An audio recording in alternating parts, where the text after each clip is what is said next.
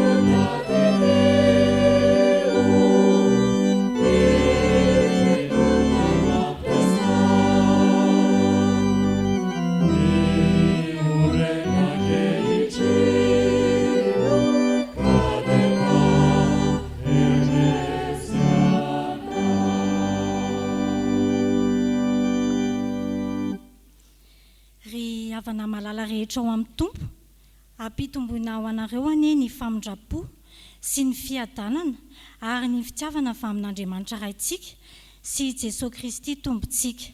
Amen. Ho fisaorana sy fiderana an'Andriamanitra dia iarahantsika mihira ny salama efa voalahatra. Oh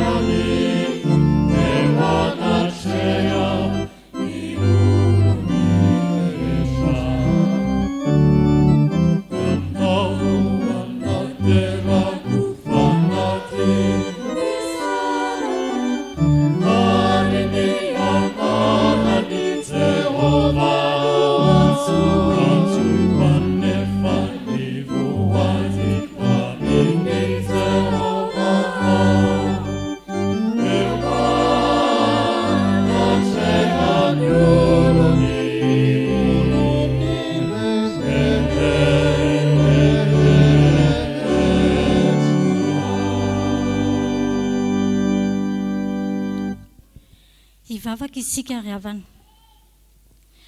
Dia rainay ny voninahitrao. Ankalazainay ny herinao ry Tompo Andriamanitra. Misaotra mankalaza anao izahay satria mahatsiaro no vidianao manokana ka hanoto aminao atao tranonao amin'izao fotoana izao. Ampitomboy amin'ny alalan'ny fanahy masina ny sainay mba hahafahanay mahafantatra ny sitraponao. Izany dia entinay miandrandra ny lanitra izay efa nampanantenainao anay. Misaotra anao ihany koa satria noho ny fitiavanao tsy misy fetra dia afaka mitondram-bavaka manokana ny sampana tanoa kristianina zokiny izahay amin'ity andron'io ity. Izany dia mba hahafahan'izy ireo hanavao indray ny fanekena ny ijoroan'io vavolombelona aminao ka hitady anao amin'ny fon'izy ireo iray manontolo. Amin'ny anaran'i Jesosy Kristy izay nanolotra ny aino anay no hanaovanay izany vavaka izany. Amen.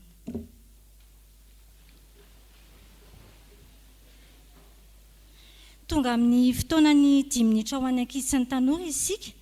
Ary hitsangana ny ankizy sy ny tanora rehetra atao am-piangonana nanao ny rehefa voalahatra.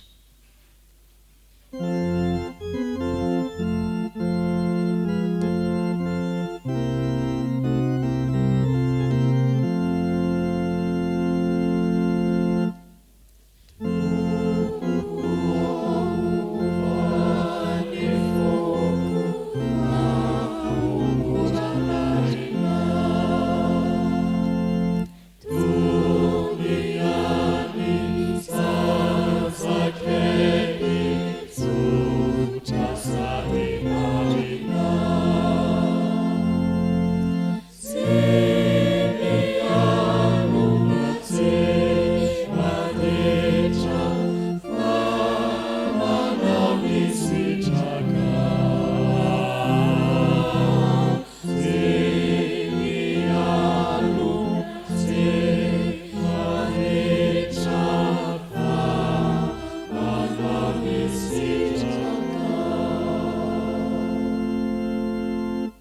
Ivavaka isika. Ny teninao Jehova dia fananarana mampahendry anay tsirairay avy. Misaotra anao izay noho ny amin'ny indrafonao ka amelanao malalaka anay mba hianatra ny teninao. Ny fanahinao aneo aminay tsirairay avy mba hahafahanay tena mibebaka marina mandrakariva eo anatrihanao Andriamanitra. Amin'ny anaran'i Jesosy ny vavanay. Amen. Petraka ianareo. Miaraba ny ankizy sy ny tanora rehetra amin'ny anaran'i Jesosy. Ny angalantsika hafatra ny amin'ity andro ity dia ny filazantsaran'i Jesosy Kristy araka ny Luka 2:20. Luka 2:20 dia ny andininy 2:30 tapany 7 sy ny 4. Luka 2:20 ny andininy 2:30 tapany 7 sy tapany 4. Manomboka amin'ilay hoe ary efa mibebaka ianao. Andeha ary rahantsika mamaky mafy izany amin'ny anaran'i Jesosy manao hoe ary efa mibebaka ianao dia ampaherezo ireo rahalahinao. Amen.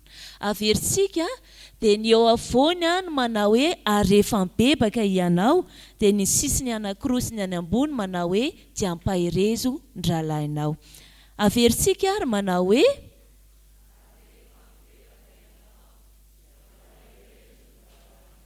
Amen. Andeha raka tantara fotsika angalantsika hafatra ny avy amin'izany tenin'Andriamanitra izany.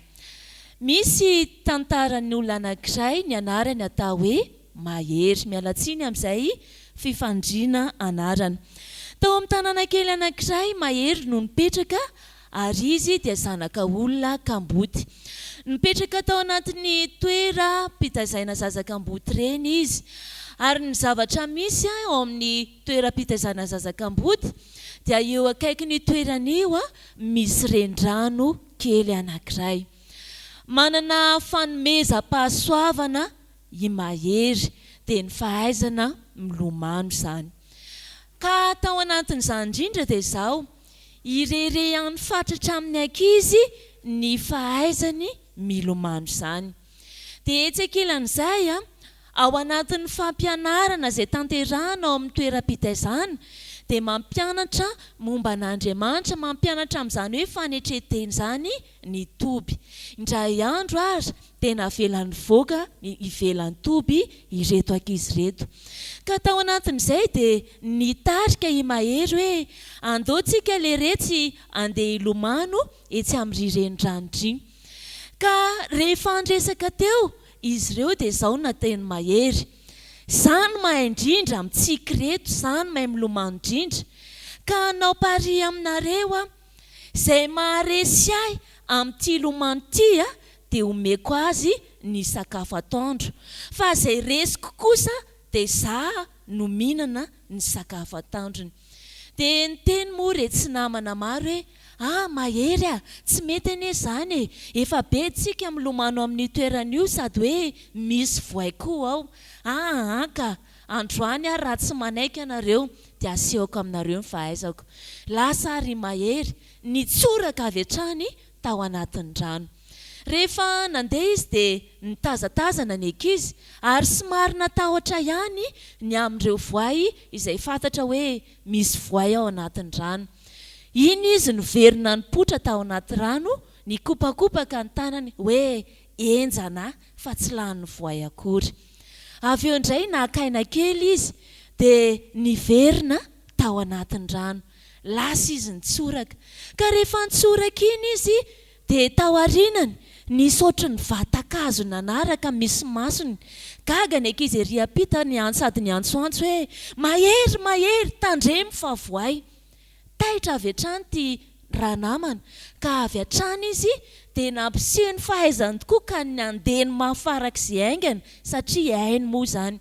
Nefa reraka ihany izy noho ny halaviran'ny toerana izay misy ny morona. Ka tao anatin'izay dia tratra ny voay izy ka nety ny voay tany ambany tany. Ny antsoantsony tany amin'ny toby ary ny reto ankizy reto ny antsony lehibe ny toby hoe andao fa lavo ao anaty rano i Mahery. Tao anatin'izay dia nivavaka ny lehibe ny Toby ary nanana fanantenana hoe mbola tsy maty izay satria ny voay rehefa ao anaty rano, rehefa misambotra olona dia tsy hohaniny avy hatrany fa avelany ho maimbo aloha ny aza izay azony, izay vao hohaniny. Ka i mahery ity dia navelany ny voay tao anaty lavakany ka nitotorany azo. Ny antso mpamonjy vona teo akaiky teo ireto olona izay manodidina.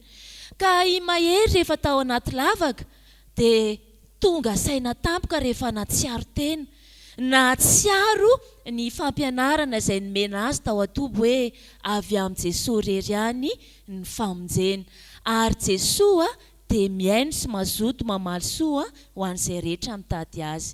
Tao anatin'izany ary izy dia nanao hoe Jesoa, mifona aminao mibebaka aminao aho ny amin'izay fanaovako tsinontsinona ny famonjenao sy ny herinao.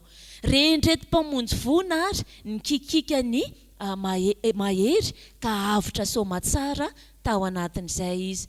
Tao anatin'izay tao aorian'ny fotoana dia tena nanana fiainam-peno fifaliana i mahery satria natsiaro fa voavelan'ny tompony eliny, natsiaro fa tena fiainany Jesoa ka na dia mitondra tehana ary izy noho ny ratra izay nahazo azy dia tena nivavaka. Ary ihany koa rehefa nibebaka izy dia nampahery ny rahalahiny sy ny joro vavolombelona ny amin'izany herin'Andriamanitra namonjy azy. Lesona ho antsika ihany koa dia izao, tahaka ny endrik'ilay voay teo ny fahotana izay mahazo antsika. Ka ao anatin'izany dia ny fahotana dia satry ny hamono antsika tsirairay avy, nefa omeny tombo fotoana isika hibebahana amin'izay mety freriantsika, omeny tombo fotoana isika hiavaozana indray. Koa anao ankizy sy ny tanora, meteza hibebaka, meteza hampahery ny rahalahintsika. Ho an'Andriamanitra ny voninahitra. Amen. Ataontsika ny hira manaraka eo am-pitsanganana.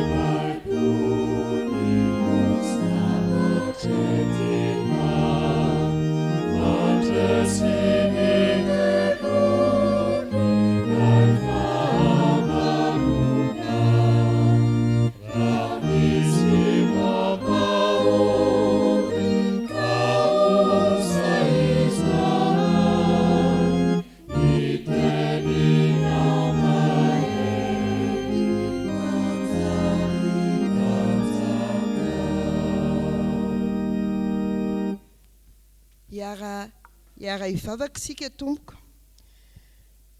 Ry Jehovah-Andriamanitra io dia rainay sy ankalazainay ny anaranao ary isaoranay somenay voninahitra ny anaranao masina fa tsy misy mendrika omem-boninahitra afa-tsy anao irery. Tonga ny fotoana izay ivon'ny Fanompoam-Pivavahana dia niandrenesanay ny teninao, mangataka ny fananao masina hiasa ao anatinay tsirairay avy. Dia io koa ny mpanomponao izay hitondra ny hafatra aminay.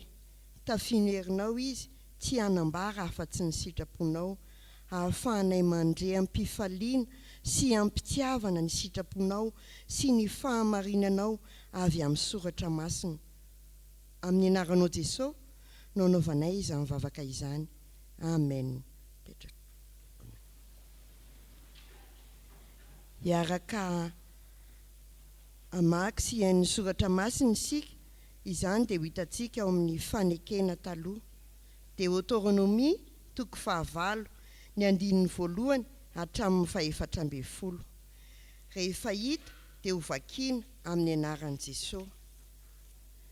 Ny lalàna rehetra izay andidiko anao anio dia tandremo arahinareo mba ho velona ianareo ka hiamaro ary hiditra sady andovan'ny tany izay nianianan'i Jehovah tamin'ny razanareo omena azy.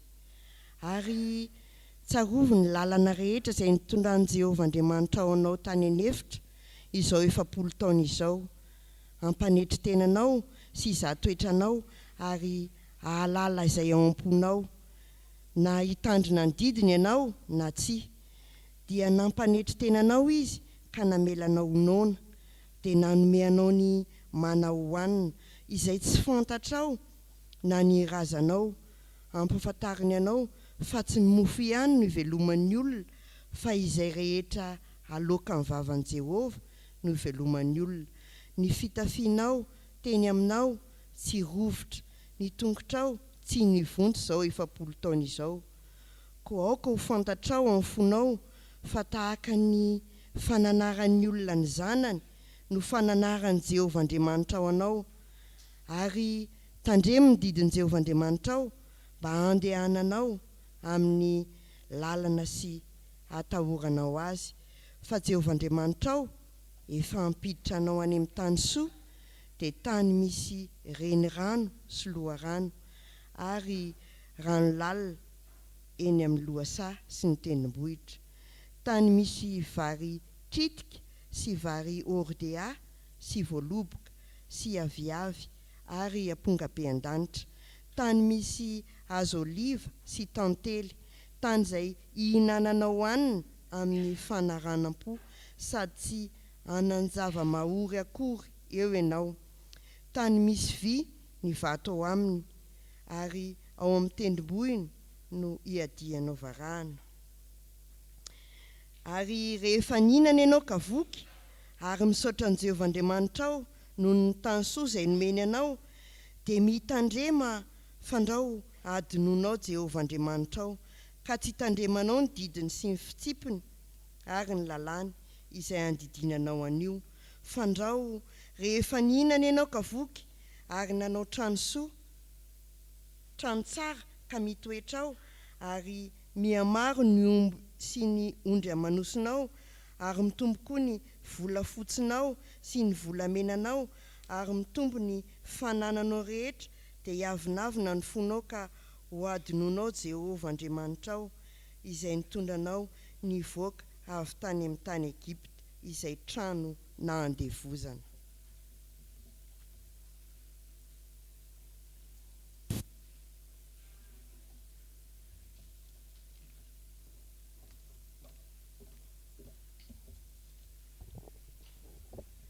Ho tohizantsika ny famakiana ny soratra masina ao amin'ny fanekena vaovao filazantsaraka ny Lioka toko 2:20, andiny 4:20 ka hatramin'ny 2:30. Ary faranantsika ny famakiana ny soratra masina ao amin'ny epistily 2 soratan'i Paoly ho an'ny Koritianina 2 toko 9, andiny 7 ka hatramin'ny 15. Rehefa hita dia ho vakiana amin'ny anaran'ny Tompo. Ary nisy koa fifandirana tao aminy ny amin'izay anankiray amin'ny atao lehibe, ary hoy Jesosy taminy, ny mpanjaka ny jentilisa mampanompo azy, ary izay manapaka azy no atao hoe mpanao soa. Fa tsy mba toy izany ianareo, fa izay lehibe aminareo dia aoka toy ny zandry, ary izay manapaka dia aoka toy ny mpanompo. Fa iza moa ny lehibe, izay mipetraka mihinana va sa izay manompo? Tsy izay mipetraka mihinana va? Fa izaho dia eo aminareo toy izay manompo. Ary anareo no naharitra nanaraka tamin'ny fakapanahy niantra tamiko, koa izaho dia manendry fanjakana ho anareo tahaka ny nanendren'ny raiko ahy, mba hihinana sy hisotro eo amin'ny latabatra amin'ny fanjakako ianareo, sady hipetraka ambonin'ny seza fiandrianana hitsaran'ny firenena Israely 12. Ary hoy ny Tompo, ry Simona, indro Satana efa nilofy nitady anareo kororoiny toy ny vary, nefa izaho nangataka ho anao mba tsy ho levona ny finoanao, ary rehefa mibebaka ianao dia ampahirezo ireo rahalahinao. Fa araka ny itombonareo amin'ny zavatra rehetra, na amin'ny finoana na amin'ny teny, na amin'ny fahalalana na amin'ny fahazotoana rehetra, na amin'ny fitiavanareo anay, dia aoka ho araka izany koa no itombonareo amin'izao fahasoavana izao. Tsy milaza izany didy aho fa noho ny zodim-pon'ny sasany, mba hizahan-toetra ny hamarinan'ny fitiavanareo koa. Fa fantatrareo ny fahasoavan'i Jesosy Kristy Tompontsika, fa na dia nanan-karena azy izy, dia tonga malahelo noho ny aminareo mba hampanakarena anareo ny alahelony. Ary dia ambarako izay hevitro ny amin'izany fa mahatsara anareo izany, satria tsy ny fanaovana ihany fa ny fikasana koa aza dia efa natombokareo teo alohan'ny sasany hatry ny taona itsy. Ataovy tanteraka ary izany ka tahaka ny nahazotoanareo fony nikasa, dia aoka ho tahaka izany koa no hantanterahanareo azy arak'izay anananareo. Fa raha misy ny fahazotoana dia araka izay ananany no ankasitrahana, fa tsy arak'izay tsy ananany. Kanefa tsy nahatonga fitsarana amin'ny sasany ary fahoriana aminareo no anaovako izany, fa ny mba hisy fitoviana ka amin'izao ankehitriny izao ny habeny harenareo no afaka ny alahelon'ireo, ary ny habeny haren'ireo kosa no afaka ny alahelonareo mba hisy fitoviana. Araka ny voasoratra hoe, ny nanangona be tsy nanana amby, ary nanangona kely tsy nanana ny tsy ampy. Amen.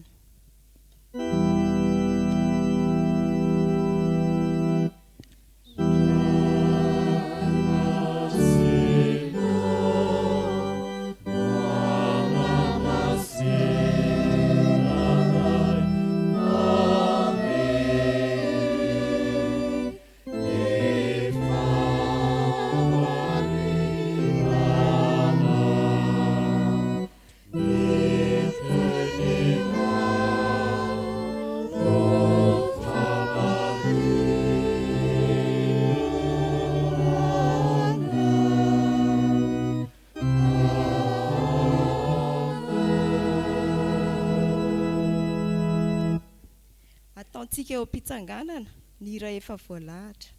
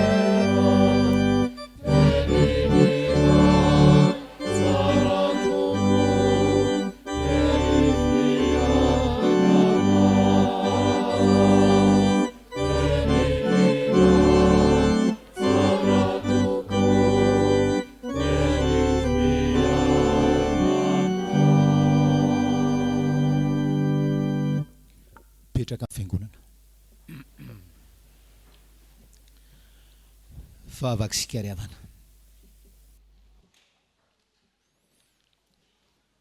Faly zahay zanakao no Jesosy Kristy tomponay, faly zahay ray malalo, mitoetra ato tranonao amin'izao marain'izao noho ny fahasoavanao, ary faly zahay miantso ny anaran-tsoanao, ary faly zahay mandre ny teninao ho anay amin'izao marain'izao, ary faly zahay fa tsy mba Andriamanitra manafina sy andrasany amin'ny zanany ianao, fa manambara mazava ny teninao, manambara mazava ny sitraponao. Koa aoka ny fanahinao masina hiasa ao amin'ny tsirairay, anokatra ny fanahinay, anokatra ny fonay, anokatra ny sainay, atakaranay ny sitraponao, ary indrindraindrindra mpamonjy eo anay ny fahavinonana, hitandrina ny teninao, ho fahasambaranay, ho vonina hitrao, zany ho vavaka ataonay amin'ny anaran'i Jesosy. Amen. Saotra ny tombo isika ny amin'ny programany ho antsika. Ary raha ny perikopa androany no jerena dia hoe programan'ny tompo ho antsika fiangonana, ho antsika zanany, dia ny hoe ho excellent. Tiany isika riavanao ho excellent. Donc sokavatsika ny baibolitsika amin'ny Korintianina faharoa, Korintianina faharoa toko fahavalo. Korintianina 4:20 ndao hoe erahantsika mamaky vaky itsika mafy vaky itsika miadana ny 7 amin'ny anaran'i Jesosy fa araka ny tombonareo amin'ny zavatra rehetra na amin'ny finoanareo na amin'ny teny na amin'ny fahalalana na amin'ny fahasotoana rehetra na amin'ny fitiavanareo anay dia oka ho arak'izany koa no hitombonareo amin'izao fahasoavana izao. Aoka ho arak'izany koa no hitombonareo amin'izao fahasoavana izao. Vaky kely le dika teny frantsay second amin'io 7 nareo manaraka amin'ny teny gasy. De même que vous excellez en tout, en foi, en parole, en connaissance, en empressement de tout genre et en votre amour pour nous, faites en sorte d'exceller aussi en cette œuvre de grâce. Faites en sorte d'exceller. Faites en sorte d'exceller. C'est le tiany tompo isika riavanao ho excellent. Ary tsy ny tompo ihany no tiantsika ho excellent na izy isika na izy. Vaditsika tiantsika ho excellent, zanatsika tianana ray aman-dreny excellent, ny ray aman-dreny tianana zanaka excellent.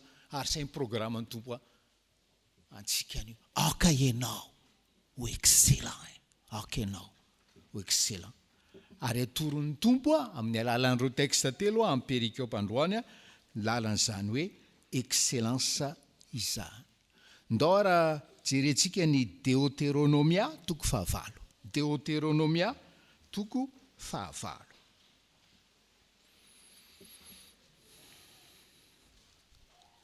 Ny famarinana voalohany ry havana dia izao. Ny olona excellent dia miankina amin'Andriamanitra. Ny olona excellent dia miankina amin'Andriamanitra. Ny olona excellent dia maninona? Miankina amin'Andriamanitra. Deutéronomia 15 ndao irahantsika mamaky ny 9. Ary tandremo ny didin'i Jehovah Andriamanitra ao mba handehananao amin'ny lalany sy hatahoranao azy. Ary tandremo ny didin'i Jehovah Andriamanitra ao mba handehananao amin'ny lalany sy hatahoranao azy. Ahoana moa zany no anazavana an'izany hoe ny olona excellent dia miankina amin'Andriamanitra. Io 9 io mazava. Ny olona excellent ry havana dia tsotra be. Olona mitandrina didin'i Jehovah Andriamanitra. Zany efa haitsika zany. Ary efa ataontsika na tsy ataontsika. Fa sika matiantoka rehefa tsy manao an'izany. Fa ahoana moa sisy ny 9 ary tandremo ny didin'i Jehovah Andriamanitra ao mba handehananao amin'ny lalana. Rehefa mitandrina ny didin'i Jehovah Andriamanitra anao, rehefa zay ihany ry havanao dia mandeha amin'ny lalana ianao. Miara-dalana aminao izy. Ary satria miara-dalana aminao izy, na iza ianao, ary na iza aleanao, dia afaka miankina aminy ianao. Afaka miankina aminy ianao. Zay le izy ry havana. Raha mitandrina didy ianao, izay zavatra farany izay tsy tianao, dia mandeha amin'ny lalana ianao. Ary satria miray lalana aminao Jehovah, miray lalana amin'ny Jehovah ianao, na mandeha amin'ilay lalana izay nisoritany ho anao ianao, dia afaka miankina aminy ianao. Tsy misy olona miankina amin'ny Jehovah ka tsy manokatra Baiboly zany. Ary tsy misy olona miankina amin'ny Jehovah ka tsy mitandrina ny didiny. Tsy mi-existe zany ry havana. Aiza moa zao ny fiainantsika amin'izao 2021 zao. Ahoana fampiarana an'izany? Jereo kely le ray amin'ny 4:20. Deutéronomia 4:20. Ozy izy mampitandrina ny soratra masina dia hiavinavina ny foinao ka adinoinao Jehovah Andriamanitra izay nitondra anao nivoaka avy tamin'ny tany Egypta tamin'ny trano nandevozana. Sika taloha nandraisana an' Jesosy fa haitsika tsara zany hoe dia tao amin'ny trano nandevozana teo ambany vahoan'ny Satana. Zay zany. Taloha nandraisantsika an' Jesosy. Raha izay navoaka avy any amin'ny trano nandevozantsika andalana ho any Jerosalema vaovao sika. Zany ny fiainako sy ny fiainanao ry havanao.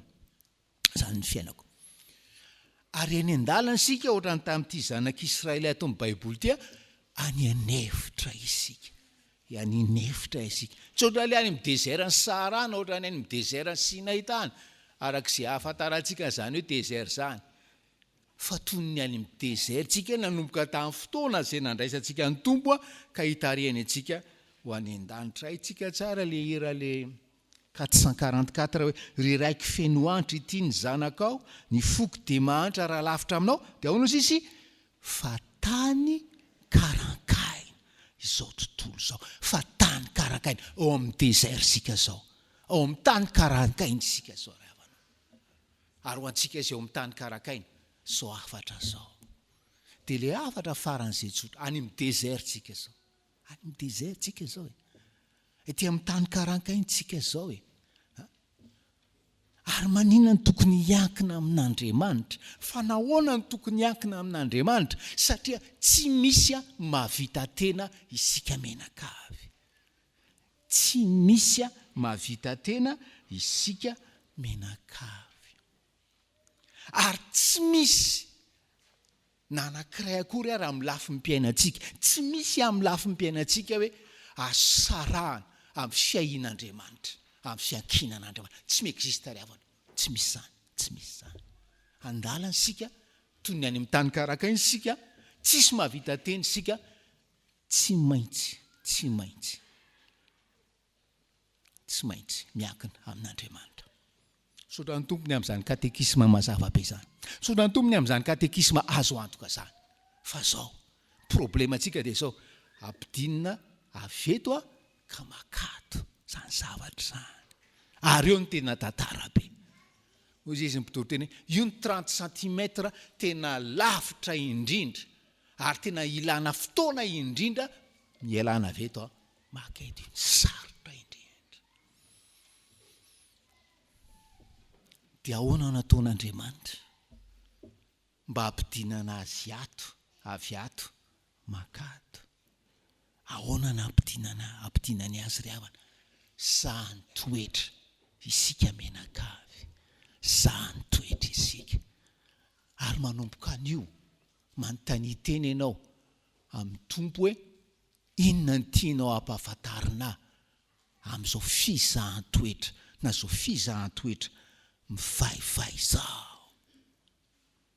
zany ny tenin'ny olona excellent zany ny tenin'ny olona te hiankina amin'Andriamanitra tompo hampahafantaro ary inona ny tianao mbola nadiovana ny foko nafinaritra le teny le mpitory teny anankiray zay ozy izy Andriamanitra nge mahafantatra ny eo am-ponao io mahafantatra izy haintsinjery io fa ny problema ianao tsy mahafantatra ny eo am-ponao ianao zany tsy mahafantatra ny eo am-poko ry havanao ary rehefa zany toetra tsy ho ampahafantarina an'Andriamanitra zay efa fantany momba ny foko fa ampahafantarin'Andriamanitra ahatonga saina hoe zao nge ny fonao pastera io zany ry havanao zany satria ianao tsy tiako hoe tsy ny titra pastera no hidiranao any an-danitra fa ny fonao miankina amiko no hidiranao any an-danitra ry havanao meteza ho excellent meteza hiankina amin'ny tompo amin'ny lafiny mpiainanao rehetra meteza hitandrina ny didiny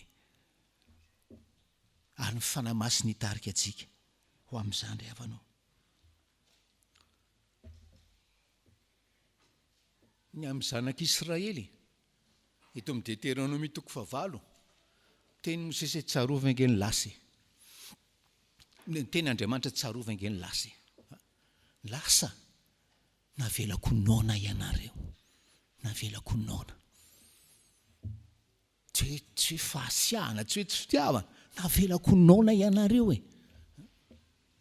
manomboka an'io ry havana rehefa tsy ampiny eo ambli manomboka an'io ry havana rehefa tsy misy atokony ianao isaory Andriamanitra fa miaso aminao izy mizaha toetranao mba hitombonao amin'ny fiankinam-po aminy fa tiany ampidirina any an-danitra ianao navelako nona ianao ozy izy namelanao nona ary tao anatin'ny anoanana iny tao anatin'ny anoanana meko mana ianao mahafinaritra le fizahatoetra ry havana rehefa diniena satria le fizahatoetra mampitodika antsika any an-danitra manava any an-danitra no sakafo mahavoky ry havanao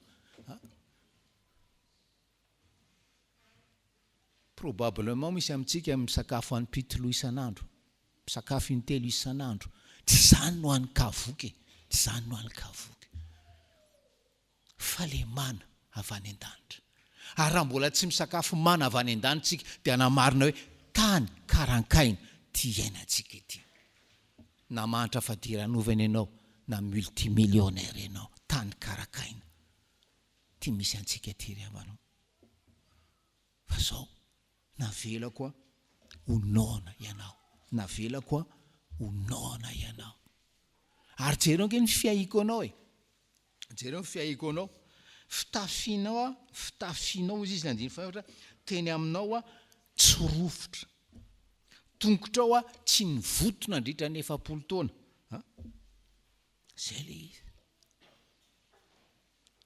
fa zao rehefa miteny ny soratra masina hoe 15 ka oka ho fantatra ao ny fonao fa tahaka ny fananaran'ny olona zana no fananana ny Jehovah Andriamanitra anao tsy hoe Jehovah Andriamanitra ry havana no mizahatoetra anao fa Jehovah Andriamanitra indrindra ho antsika kristiana zay azontsika atsoina hoe ray no ny amin'i Jesosy Kristy miteraka atsika izy dia tianana zanaka vanina izy dia anariny sika faizana sika fa tianana zanaka vanina izy tianana zanaka excellence ry havana zay le izy ary zany toetra isika hanadiovana ny fontsika amin'ny fiheverantena ho zavatra ary fiheverantena ho zavatra io malaky miverina io mety diovina ianao dia ambinina ianao dia manan-karena ianao dia tonga ry amin'ilay 9 sy manaraka adininao rehefa mihinana sy misotro ianao migalabona mitrano tsangeza be ianao adininao Jehovah adininao Jesosy verina indray le avinavim-ponao fa zay le afatra voalohany ho an'ny olona zay teo excellent ho an'ny olona zay teo excellent ry havana mianara miankina amin'i Jesosy ankatoavin'ny teniny intérêt-nao zany tsy moral zany tsy fahaterensaina zany teo any an-danitra ianao ankatoavin'ny tenin Jesosy dia tombo amin'ny fiankinam-po ianao ary ho excellent ianao mandritra ny fiainanao ety amin'ny tany karankaina ety fa mitady olona excellent fiangonana mitady olona excellent ty firenentsika ty ry havanao hitantana azy zay ihany no navodana ty fireneny ty Luka 2:20 Luka 2:20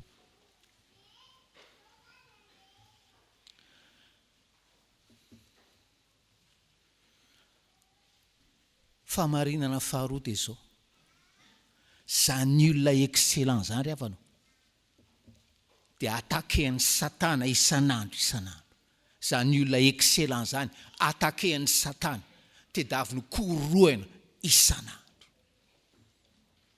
dinona nataon'ny olona excellent eo natrehan'ny ataky ny satana mangatabavaka amin'i Jesosy ny olona excellent dia mangatabavaka amin'i Jesosy ahoana hoe ahoana tsara hoe Luka 2:20 Luka 2:20 andiny fa 1:30 sy 2:30 amin'ny anaran'i Jesosy raha tsika mamaky ry havana malala aroy ny tompo ry Simona indro satana efa nilofo nitady anareo ho kororoeny toy ny vary nefa nizaho nangataka ho anao mba tsy ho levina ny finoanao ary rehefa mibebaka ianao dia ampaherezo reo rahalahinao manazava ny fiainan'i Jesosy eto manazava an'izany hoe fiainam-panarahana zany eo satana mahita le mpianatra anaraka an'i Jesosy dia hoe milofo mitady reo mpianatra eo ho kororoeny ho kribleny kororoeny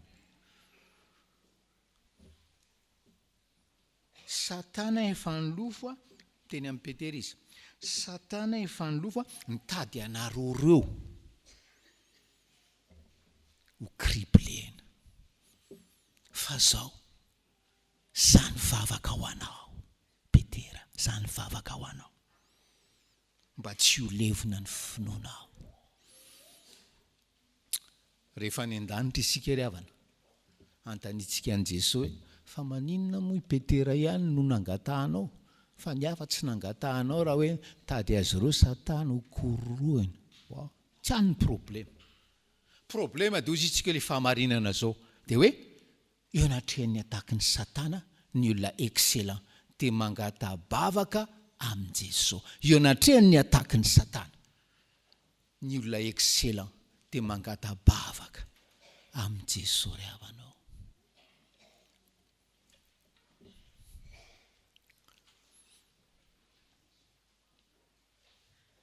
Inona le mangata-bavaka? Vetivety. Ary ianao rehefa tsy mataky ny ataky ny Satana, rehefa tsy mahatsiaro ny ataky ny Satana ianao ry hava, mieritreretan kely, efa niverina ambany vahoany ianao zay. Efa tafaverina ambany vahoany ianao zay. Fa hoe eo anatrehan'ny ataky ny Satana dia mitsodia amin' Jesosy dia teneny izy hoe Jesosy, tahaka ny nataonao tamin'ny Petera, nangataka ho azy ianao. Mangata ho aho eo amin'ny ray, satria ianao zoko beko ianao eo anilan'ny ray. Mangata ho aho Jesosy. Zay izy. Amin'ny teny frantsay, j'ai prié pour toi, Jésus prie pour moi, Jésus demande pour moi. Zay izy. Nanana ohatra tsara be isika ry havana tamin'ny mofinaina tamin'ity volany ity. Jerentsika ny eo amin'ny Job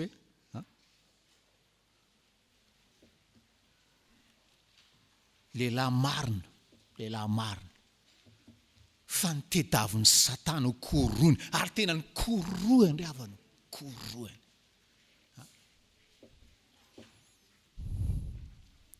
Ary tena modely ty Job ty.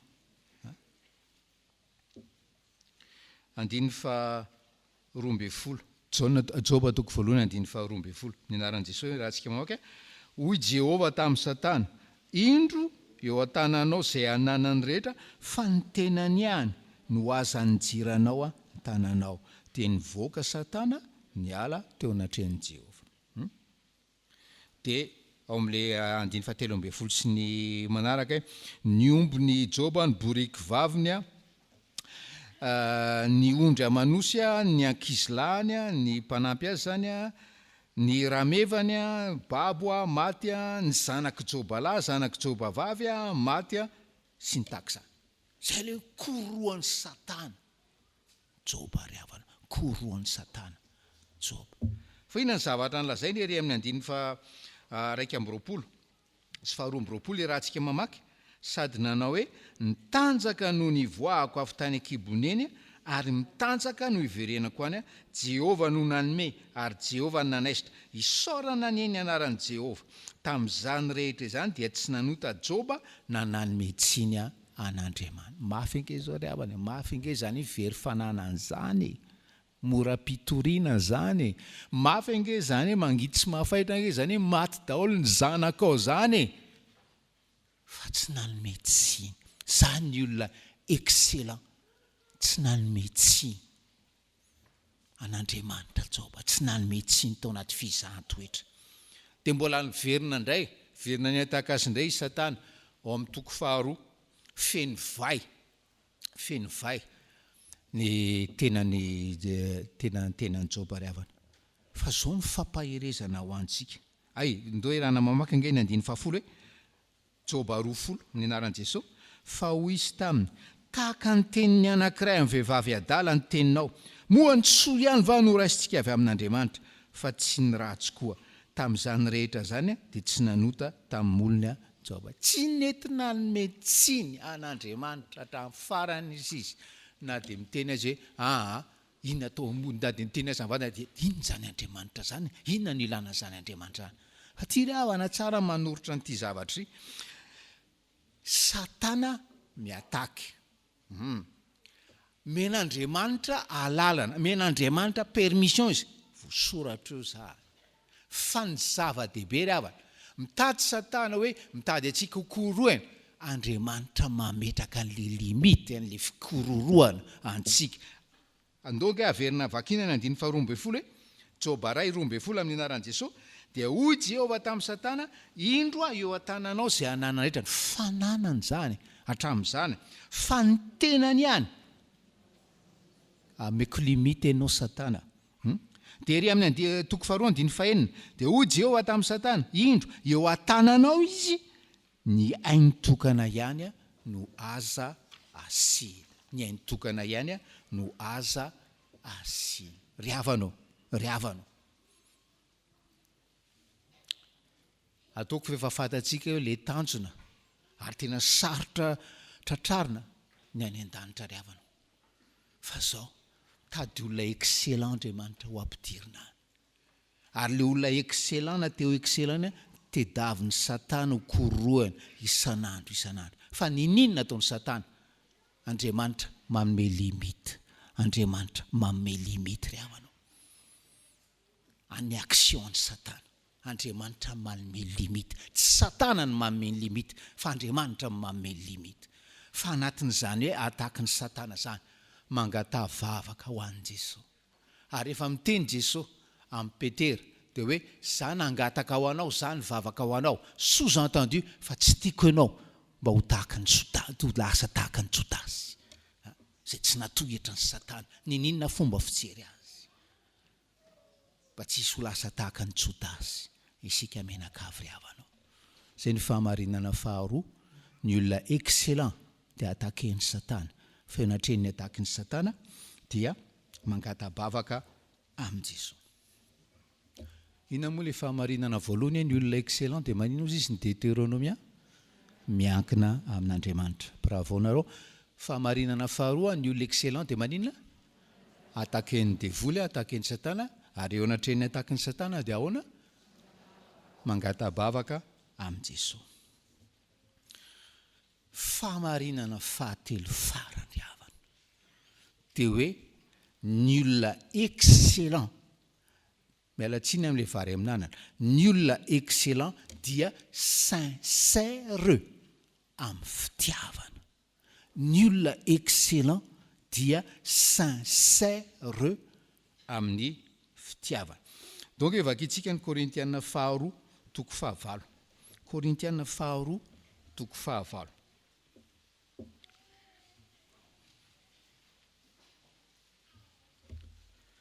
rehefa avy miteny teo amin'ny 9:7 izay nivakintsika teo ny apôstôly Paoly hoe aoka izany koa no itombonareo amin'ny fahasoavana faites en sorte d'exceller aussi en cette œuvre de grâce dia iarahantsika mamaky ny 9:9 hoe tsy milaza izany ho didy aho fa noho ny zontom-pon'ny sasany mba hizaha-toetra ny hamarina ny fitiavanareo koa le tapany farany mba hizaha-toetra ny hamarina ny fitiavanareo koa ahoana no andikany second le hoe hizaha-toetra ny hamarina ny fitiavanareo koa pour éprouver la sincérité de votre amour ry havana mino fa raha mampanangatanana dia 100% ny anangatanana hoe za tian'i Jesosy 100% fa tian'Andriamanitra éprovena tian'Andriamanitra zahana toetra ry havanao ny ny hamarinana zany fitiavanao zany ny sincérité n'izany fitiavanao zany ary zay mahatonga le fahamarinana fahatelo hoe ny olona excellent dia sincère amin'ny fitiavana sincère amin'ny fitiavana ary ny olona sincère amin'ny fitiavana zay ihany no hiditra ny havanao zay ihany inona no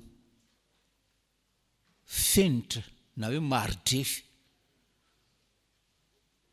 afantarana hoe sincère ny fitiavanao ato ny Korintiana faharoa toko 5 sincère fitiavanao rehefa tia manome ho an'i Jesosy ianao. Sincère ny fitiavanao azy rehefa tia manome ho an'ny fiangonana ianao, tia manome ho an'i Jesosy ianao. Zay rehefa.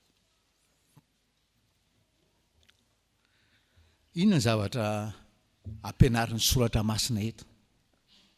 Hoe manodidina antsika eo amin'ny fiarahamonina, manodidina antsika eo amin'ny kristianisma, dia maro ny olona tena hoe mahantra, tena hoe krizy. Dia inona no afatra ho antsika ry havana eo anatrehan'izany krizy zany? Io krizy io dia antso antsika hoe isan'andro hoe sincère ve ny fitiavanao ny Kristy? Raha sincère ny fitiavanao ny Kristy, inona no ataonao ho andreo mahantra, ho andreo malahelo ireo? Iza ny olona itenenana eto? Iza ny olona itenenana eto? Tsy ao amin'ilay perikopa antsika aloha no itenenana eto e, fa mahavariana mihitsy. Ao amin'ilay tapany voalohany amin'ilay perikopa izay tsy androany, olona mahantra ao anaty krizy ihany koa no hoe te hanome. Izy no nangataka, izy ny adivarotra. Tsy manao ohatra antsika, pastera, tena izaho aloha mifona avy ny adidin'ny mpandray ny rakitra tena anina fa krizy zao. Zareo ato amin'ny tany Makedonia ry havana, dia hoe krizy izy. Nefa reny nila volana fiangonana, nila fanampianara-bola ny fiangonana lehibe tany Jerosalema. Izy ny tena ny adivarotra hoe mba avelo re izay e. Andray anjara amin'izany levée de fonds zany famoriam-bola zany. Zany ny olona excellent zany ry havana. Zany ny olona manana amour sincère ho an'Andriamanitra. Fa ny eto amin'ilay perikopa indray tohizana ilay fampianarana dia ohatrohatran'izao indray ilay fampianarana mitodika amin'ny olona manana ny ambiampy, na mitodika amin'ny olona faran'izay manana. Ary tsotra ilay fampianaran'ny soratra masina eto, tsotra ilay fampianaran'ny apôstôly Paoly eto. Ianao manana ny ambiampy, ianao manan-karena mpanefoefo possible zany avy amin'Andriamanitra zany. Fa zao raha teo excellent ianao, raha manana amour sincère ho an'i Jesosy ianao, nataony manan-karena ianao, azahoanao manampy ara-bola ny mahantra ry havanao. Zay ilay afatra eto, zay ilay amour sincère, zay ilay fihetsiky ny olona excellent. Raha ny marina zany raha ty texte ty, tsy fantatro raha azo lazaina ny hoe tsy misy kristianina tokony ho milliardaire zany. Fa ny azoko antoka, tsisy kristianina tokony ho multi-milliardaire zany. Tsy miexista zany, tsy manana amour sincère zany. Satria io miliaranao vitsivitsy maromaro io, dia miliara angoninao eo, fa tsy namenao ny mahantra zay tokony izay miandra anareo. Ary anadinana anao zany, ary asa ianao raha ho tafiditra any an-danitra miaraka amin'ireo miliara vitsivitsy maromaro eo. Entitra ny tompo ry havana.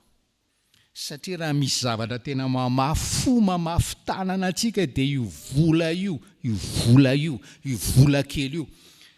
io vola be io. Ary resaka ny mana, soratra masina tary amin'ny Deutéronomia, miresaka ny mana indray izy eto, ery amin'ny 5:5 dia hoe tamin'ny mana ange dia hoe nanangona be tsy nanana ampy, ary nanangona kely tsy nanana tsy ampy. Zany hoe Andriamanitra mandatsaka an'ilay mana. Andriamanitra dia mandatsaka an'ilay mana. Dia samy maka izay sahazy avy ilay olona, fa tsy afaka manangona ianao satria tratran'ny fahalovana ilay mana iny raha mialinandro. Raha mieritreritra ianao hoe ka mivoaka raha-pitso, raha izay. Raha mieritreritra ianao hoe sao dia tsy milatsaka io raha-pitso, tsy matoka an'Andriamanitra satria tsy miankina amin'Andriamanitra. Manana ambiamby. Ary ny fanomezan'Andriamanitra ry havana dia hoe araka ny tenin'ny Paoly eto hoe misy règle d'égalité eo anatrehan'Andriamanitra. Fa raha hoe nomen'Andriamanitra mitafotafo na haremy eo papana ianao, fatary manomboka an'io. Fa hoe tsy natao hokoboninao any amin'ny banky io, fa natao hanampiana, hanavotana mahantra. zany ny olona excellent ry havanao. Tompo ry havana tsy nanome antsika avy any an-danitra zany afatra zany, satria miandry antsika any an-danitra izy. Zany inge ny vetesinito hoe isana Alahady. Tompo zay nanome antsika zany afatra zany avy any an-danitra ary miandry antsika any ry havanao. Ny asa ao am-pontsika anapotika zay mety avina afim-po, zay mety fiheverantena ho zavatra, zay mety fiheverana hoe za mahavita tena, za manatsaina, sandriko dia ohatran'izao sy ohatran'izao. Tompo anapotika andevina zany eritreritra rehetra zany ambola amintsika izy tena hoe fo miankina tanteraka aminy, fo nitandrina ny didiny, fo miazakazaka ary amin'ny Jesosy anatrehany ataka ny Satana hoe Jesosy prie pour moi, intercède pour moi, demande pardon pour moi à ton père et à mon père. Ary voleo atao amiko zany amour sincère zany, ka manomboka ny hoe fantatro fa sy vola rehetra fanampiny rehefa hoe vita zay nividianako ny anina saza ho an'ny zanako, ho an'ny taranako, mba manana trano aho, mba manana naovana vakansa sy ohatran'izany sy ampony ao, dia hoe natao ho an'ny malahelo. Enganeka zany no asan'ny Tompo amintsika, dia ho excellent ahafaly azy isika menakavy ho an'Andriamanitra ireriny voninahitra ary ho amintsika fahasoavany. Amen.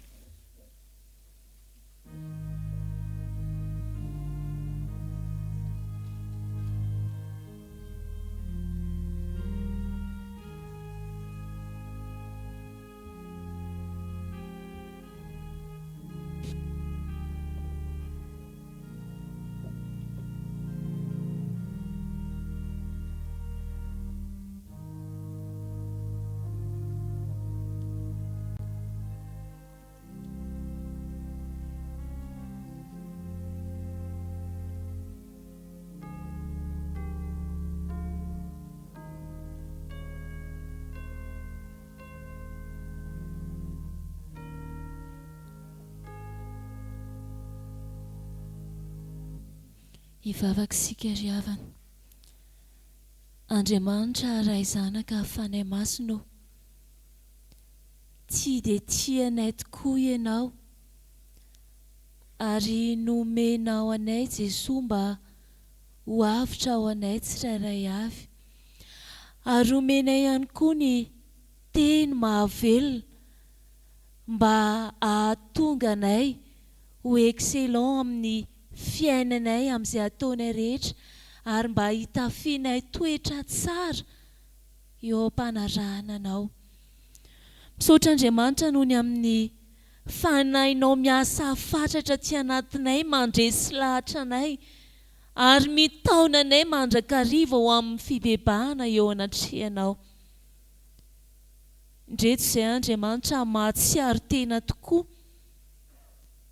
fa amin'ny asa ataonay ihany ny tianay ho excellent izahay, fa tsy amin'ny fanompona tsy mampaninina anay izany.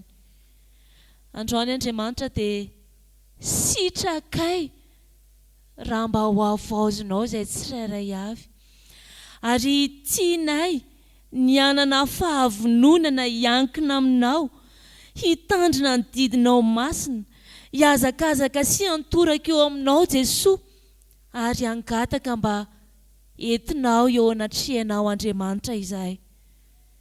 Jesosy, maniry indrindra izahay ary vonina ny anana zany hoe fitiavana sincère anao zany, koa angatahanay ny anam-potehanao, ny anamontsananao izay tsy araky ny sitraponao aty anatin'ny fiheveranay, ny fahalovana rehetra izay mandrobona sy miroborobo fatratra amin'ny manodidina anay.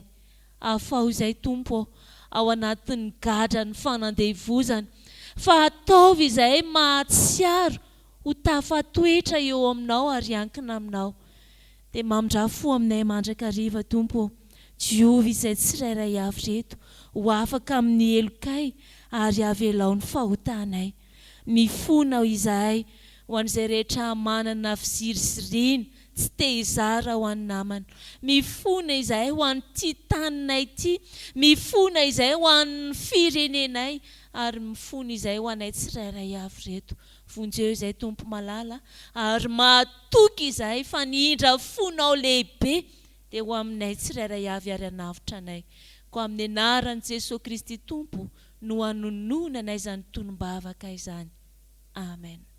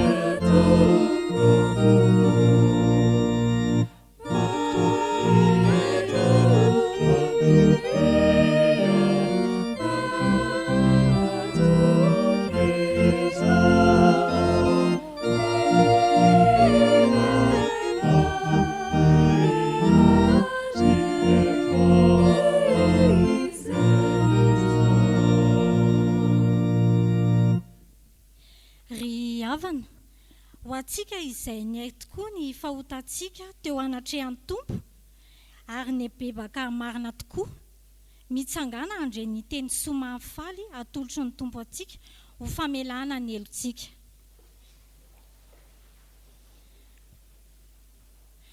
Hoy ny tompo, androso eo alohanao aho ary andravina ny mikitotoana sy anorotoro ny varavarana varahina ary anapaka ny divy, dia omeko anao ny rakotra ao amin'ny maizina sy ny arena mangingina mba hahafantaranao fa izao Jehovah izay miantso anao amin'ny anaranao dia Andriamanitry ny Israely.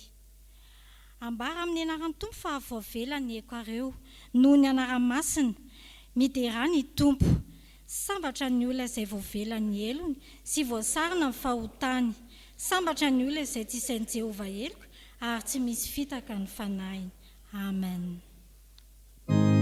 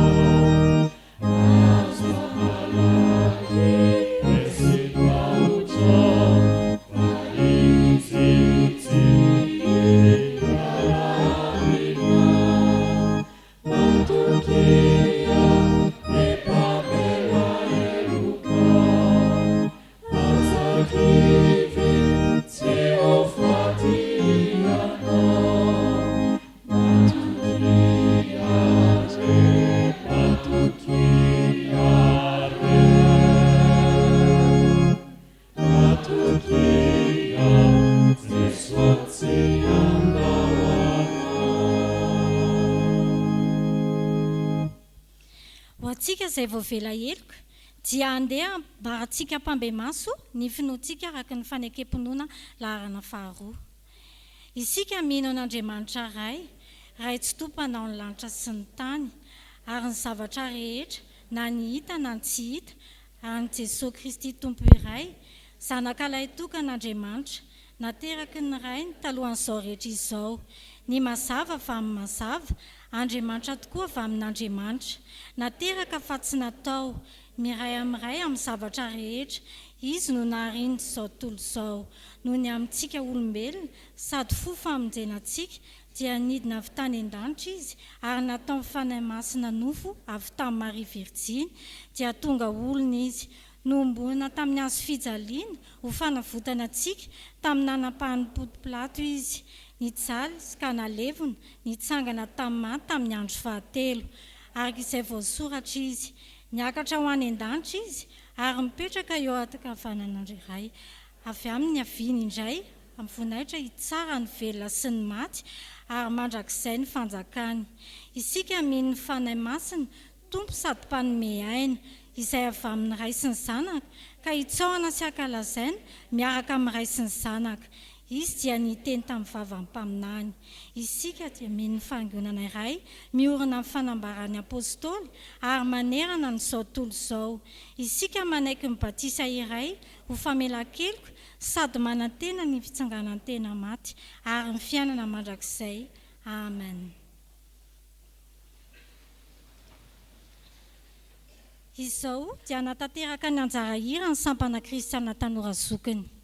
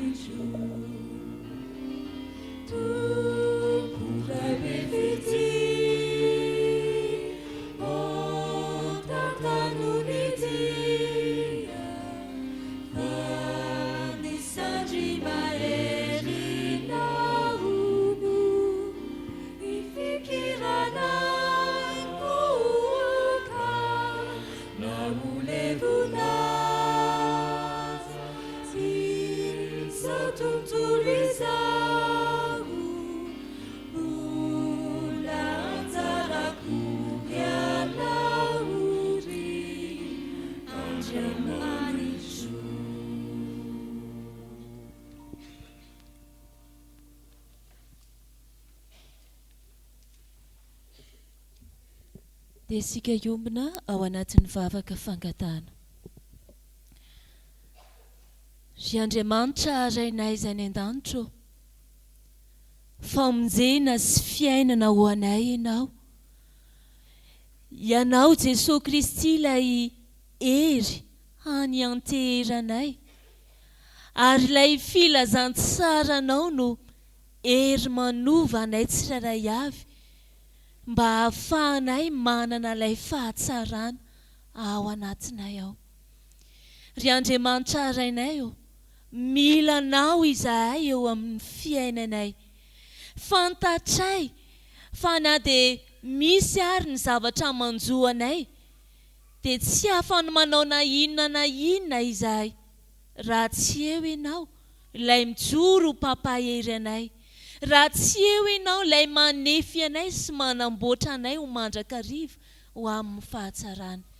Misaotra anao izay Tompo, ny amin'izay efa nampandalovinao teo amin'ny fiainanay, na ny fahatsarana izany, na ny heverinay fahoriana izay toa manan-kivy anay. Sofa teo ianao Andriamanitra, ilay manamboatra anay tsirairay avy. Ankehitriny izay dia mametraka ny fitokisanay eo aminao Andriamanitra pahary, eo aminao Andriamanitra ilay mpanao ny tsara ho anay tsirairay avy. Fantatray fa arainy famondram-po ianao, tsy mijery anay arak'izay nataonay ianao, fa mijery anay arak'ilay masom-pitiavanao. Ko ankehitriny Tompo malalo, dia ampianaro amin'ny fahasoavanao izay tsirairay avy, mba hatsiaro tokoa ny fisianao eo amin'ny fiainanay, ary aoka izahay azoto angataka aminao mandrakariva, eny azoto mba hoentinao eo anatrihan'Andriamanitra rainay. Dia ianao Jesosy Kristy no angatahanay sy ametrahanay ny asa rehetra izay tanterahanay, mba ho tena volavolanao izahay ao anatin'izany, ary anao ny asanay amin'ny fahamarinana, indrindra ao anatin'ity fanomponanao ity. Teo feo ihany koa izay Tompo malalo, mba ho vavolombelona mahatoky ny amin'izany fahatsaranao izany, ary aneo mandrakariva ilay fitiavana eo amin'ny asa fanompona izay tanterahanay. Dia apetraka eo am-pelantananao Andriamanitra ny fiankonanay, ny aminay tsirairay avy reto, ny amin'ny fianaran'ireo zanakay, ny asa izay tanterahanay. Tompo malalo, ianao mahalala ny zavatra rehetra, ianao ilay Andriamanitra mahefa ny zavatra rehetra, no irinay ahatanteraka izay sitraponao Andriamanitra. Aoka izay Tompo malalo, hikatsaka mandrakariva izany fahatsarana izany eo amin'ny fiainanay. Apetraka eo am-pelantananao ihany koa Tompo malalo, izay rehetra manana olana ao anatin'izao fotoana izao. Fantatray Andriamanitra fa lehibe mihoatra lavitra noho ny olana sy ny fitsapahana ianao, ary fantatray ihany koa fa te aneo ny voninahitrao ao anatin'izany ianao, raha maharitra sy mitoky amin'izany izahay. Dia ianao Andriamanitra ihany koa no ametrahanay ireo ao anaty ny aretina fizan-toetra marobe. Ianao Tompo malalo no aneo ny fahagaganao, satria ianao dia Andriamanitra mahay manao ny zavatra rehetra, ary raha mino izay dia hita sy hatsapa ny voninahitrao. Dia izay rehetra mangetahetanao Tompo, izay maniry anao, dia tantera ho amin'ny sitrakao, ary omeo anay izay mahasoa anay. Petraka eo am-pelantananao ihany koa Tompo, tsy fiangonana maminay ity. Maro Jesosy ny asa, maro ny fikasana tsara ao anatinay entina hampandrosoana izany fiangonana izany. Aoka ho anjaka amin'ny tsirairay avy Tompo ny hevitra izany asanao izany, ary mba hitombo mandrakariva ho amin'ny fiainam-panahy no katsahanay, ho an'ny fiangonana tsirairay avy, ho an'ny mpitarika rehetra, mba ho tena voto ny filazantsaranao izay.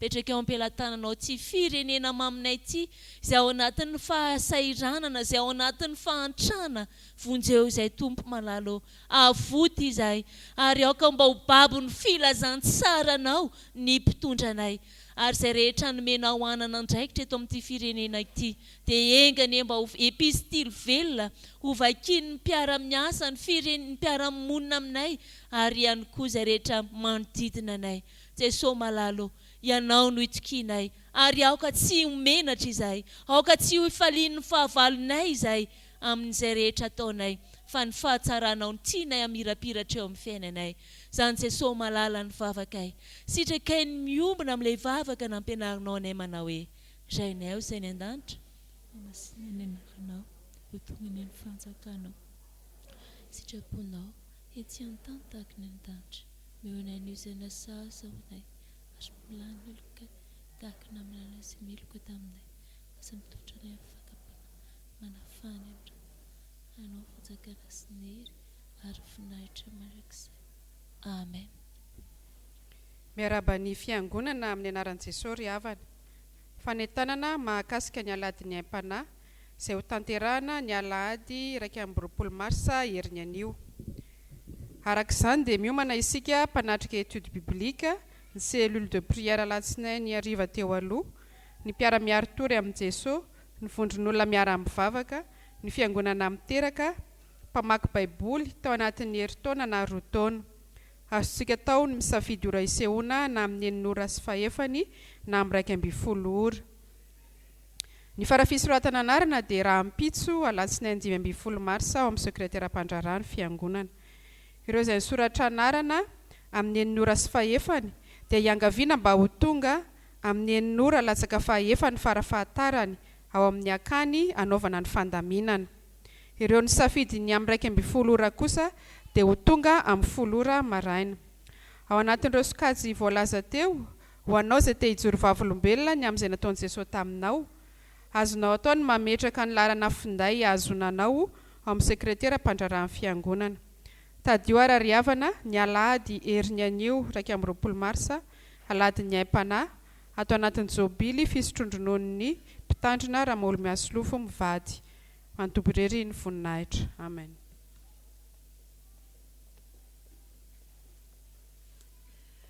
Mbola faly miarabanareo amin'ny anaran'ny tompo izahay ao amin'ny sampana kristianina tanora zokiny. Isaoran'Andriamanitra ry havana fa efa 9 taona zao ny niorenan'ny sampana kristianina tanora zokiny teto amin'ny fitandremana Isotry Fitiavana. Teny ampiandohana dia natsangana ity sampana ity ho an'ireo kristianina mbola tanora kanefa efa nanana tokantrano ka tsy afaka nampiarahana tamin'ireo tao amin'ny sampana kristianina tanora zandriny izay fikambanan'ny kristianina tanora mpitovo tsy nanambady zany. Neverin'ny mpiandraikitra tamin'izany fotoana zany fa izay mpikambana tao amin'ny kristianina tanora zandriny ka voatery ny ala satria nanambady dia avy hatrany dia miditra ho mpikambana ao amin'ny sampana kristianina tanora zokiny. Tsy dia izay anefa ny zava-nisy mandraka ankehitriny fa ireo mpikambana efa taloha no nitarika ny ankohonany sy ny kristianina hafa mpiara-mivavaka. Noho izany dia hita ato amin'ity sampana kristianina tanora zokiny ity ny sokajin'olona rehetra, ao ny lahy, ny vavy, ny antitra, ny tanora, ny manambady, ny mbola mpitovo ary ny ankizy koa aza izay zanak'ireo mpikambana dia afaka miditra ho mpikambana feno.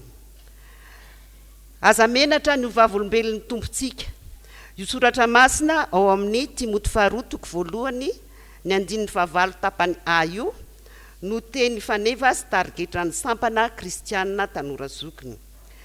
Arak'izany ny antom-pisian'ny sampana kristianina tanora zokiny dia ireto telo ireto: sehatra ianarana sy itombona amin'ny fiainam-panahy mba ho excellent miaraka amin'ny tompo sy anao izay hafalin'ny tompo, ka Fanompoam-Pivavahana sy fianarana soratra masina ary vavaka izay fampiasan'ny mpikambana mandray anjara no mameno ny fitaom-pivoriany ny sampana izay isaky ny sabotsy faharoa amin'ny 7 ora maraina eto am-piangonana. Ny faharoa aktivité an'ny sampana kristiana Tanora Zokiny dia mandray anjara feno amin'izay rehetra asa fampandrosoana ny fiangonana sy ny asa fitoriana amin'ny finazantsara ary ny asa fiantrana ireo madinika ny tompo ny sampana kristiana Tanora Zokiny. Koa sehatra zany ho an'ny sampana mba hanompoana sy anara sy hianatra hahafoy ho an'ny tompo. Fahatelo, fitaizana ny mpikambana hanao zava-dehibe ny fanatanterahana ny baiko ny tompo momba ny fitiavana, ka hitomboana sy hiainana izany fitiavana izany dia ireto koa ny fanao fiarahana isa 3 volana manao fisotonana ao amin'ny tokantranona mpikambana iray, ka rehefa vita ny fotoam-bavaka sy ny fampianarana samihafa dia faranana amin'ny fiarahana amin'ny sakafo. Fiarahana koa manao lasikely 2 andro any ivelana Antananarivo, mety hoe any Antsirabe ampefy akaikikaiky zany le toerana. Matetika dia natao izany mialohan'ny Pentecoste. Ny fahatelo dia fiarahana manao lasy lehibe mandritry ny herinandro any amoron-tsiraka. Efa nalemo ny Mahajanga, Full Point, Sainte Marie, Nosbe sy ny sisa amin'ny fotoanan'ny vakansa lehibe, zany no atao hitombona amin'ny firaisankina sy ny fifankatiavana. Koa dia miantso anareo ary zay manentana anareo izahay zay tsy mbola anaty sampana mba hiditra ho isan'ny mpikambana ato amin'ny sampana kristiana Tanora Zokiny, fa handray anareo ampitiavana izahay dia hiaraka isika hijoro vavolombelon'ny tompontsika. Tadidio ry havana ny fivorian'ny STK Zokiny disaky ny sabotsy faharoa 2e dimanche samedi zany samedi 2e dimanche amin'ny 7 ora maraina eto am-piangonana. Ho an'Andriamanitra irery ny voninahitra. Misaotra tompoko.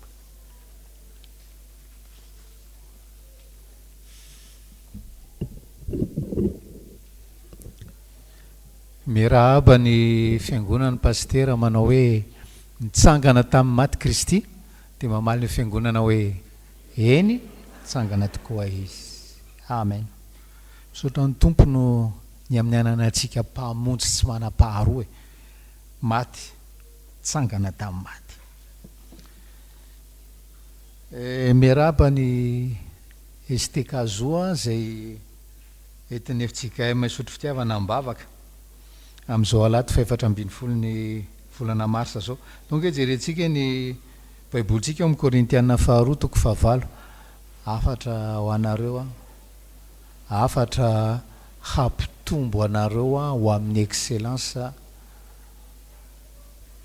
hitombonareo amin'ny antoka fa hoe tena andovan'ny lanitra ianareo. Korintiana 2:4 andininy 7 amin'ny anaran'i Jesosy.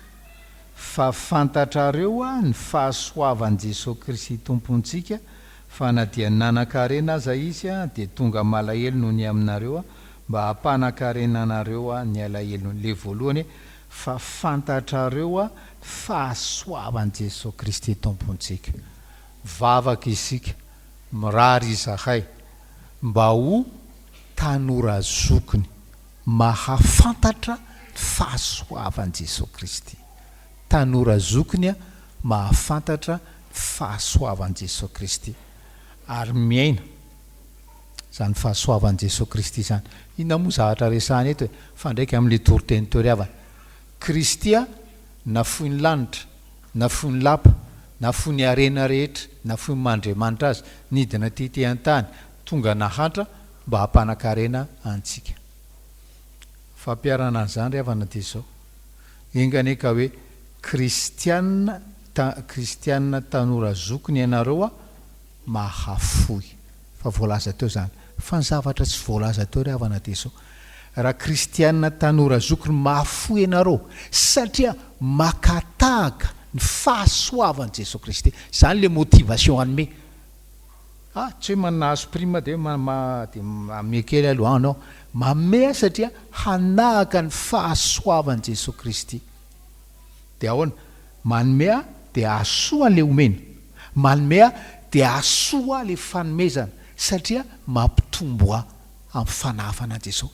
Engane ka katezo avatra anome satria tonga saina hoe isaky ny manomea, tsy manao afatsy ny hoe mahasoa fotsiny le omena fa mampitombo aho zany amin'ny fanahafana an' Jesosy, ary dia hoe mandray a avy amin'ny fahasoavany a, fahasoavana miampy fahasoavana ho aminareo fahasoavan'ny tompo a.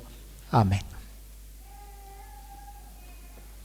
Avy amin'ny fahasoavany a, fahasoavana miampy fahasoavana ho aminareo fahasoavan'ny tompo a. Amen.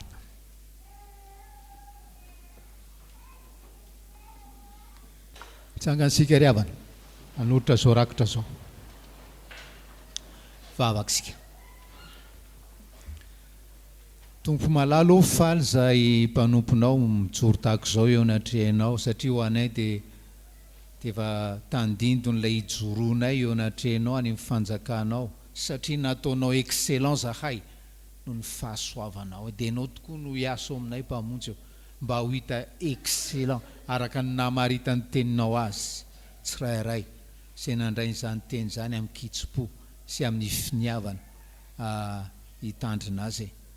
Dia mbola te hisotranao zay amin'ny alalan'izao rakotra zao a, ny amin'ny nitahinao anay a, ny amin'ny ny ahinao ny fiainanay a, na amin'ny nanambinanao anay indrindra zay niankina taminao, ary dia ampitomboy amin'ny fahafoizana ho anao zahay, tahaka ny olona manana fitiavana sincère ho anao mpamonjy avo vonjeo amin'izay mety hoe fahirana sy fanamafisatanany zahay rehefa hoe afoy ho anao mpamonjy.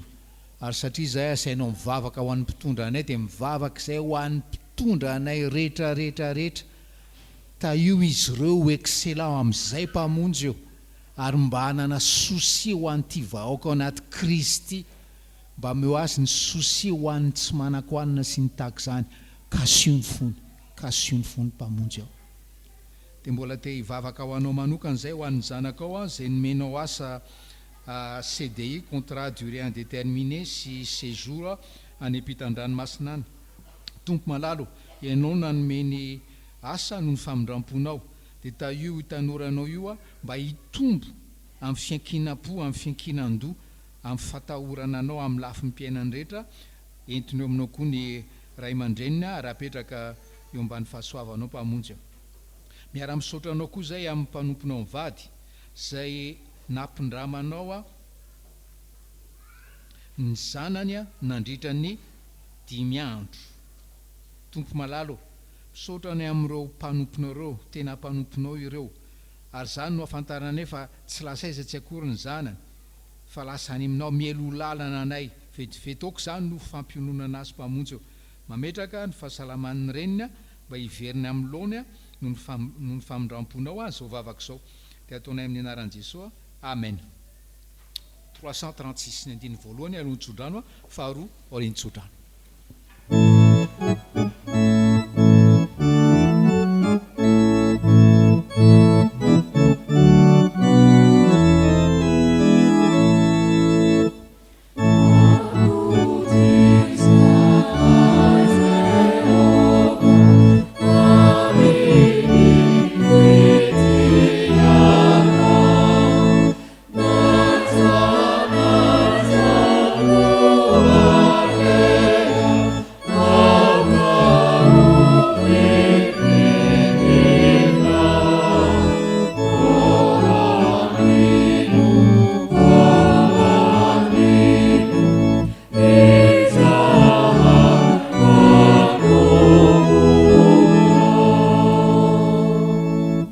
Tanteraka aminareo any ny tsodrany tononona amin'ny anaran'ny tompontsika.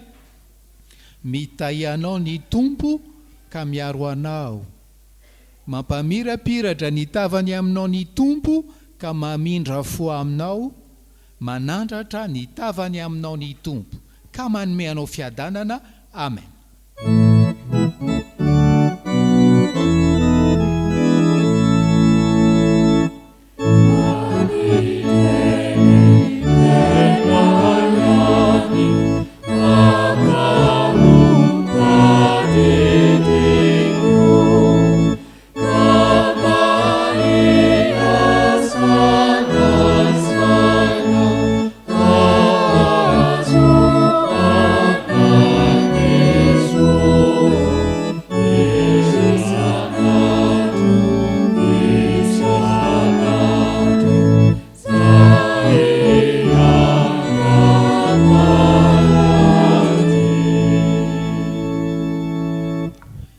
mipetraka ny fiangonana fa afaka manginitsika ry havana tapao tsara ny hevitra re mba ho excellent eo mason'ny tompo ianao.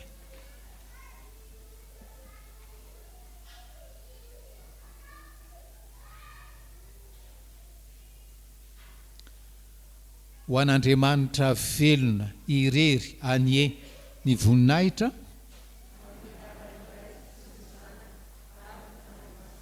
amen.